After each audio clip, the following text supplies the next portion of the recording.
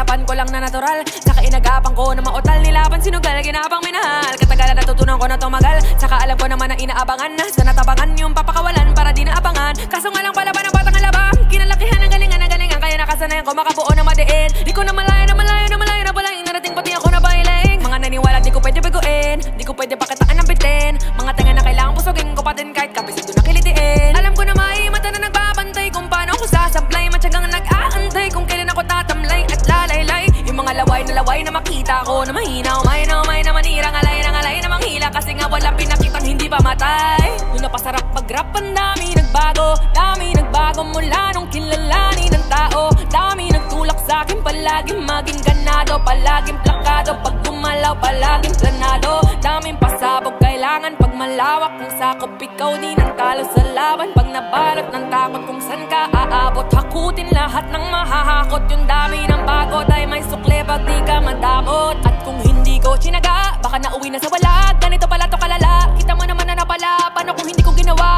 Yung iba di makahalata, malaki na anak kataya. Marami na pwede mawala, kaya di na pwede babaya. Hindi pwede puro mamaya, baka sa huli mapahiya. Totoo na parang himala nagsimula sa iba pati nang alam. Matagal ko din yung kinapakatagawa, gumanda pa yung kalat. Di mo na kita binabado, marami pa nagdududa. Puro kilos ang inuuna, ngayon kita mo namumunga. Tumutubo na, pakarami ko nakukuha, pero di pa rin nalulula. Sa ugali wala pa rin binago, tao pa rin pag umaharap sa tao. Pero pag usapang rap pa, iba-iba ko. Literal na may bago kang aabangan sa tuwing mailalabas na bago. Yun ang ginawang pambawi sa nakikinig palagi, para masalo sila ganahan. Di yung mga bago ko hanapin, yung iba naman ang bababawan, pero di na para atupagin. Di kasi nila maunawaan, ang bulsa ko ay pinapalalim.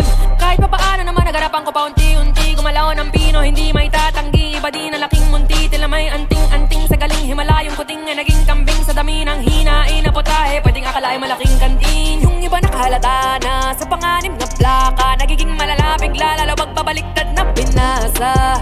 Bago magawa, hindi ko pa nagagawa, maiba lang ang lasa. Para maipakita ko, di na din ako gumagawa ng basta-basta. Ngayon lalo pa nananabik, kasi meron nang bumabalik. Gagawin ko pa rin ang gagawin. Ngayon san pa kaya ako neto dadalhin? Subok na yung lagi niyong sinusubok nun. Yung mga nanubok, yung ilong umusok, saka kumulutumbong.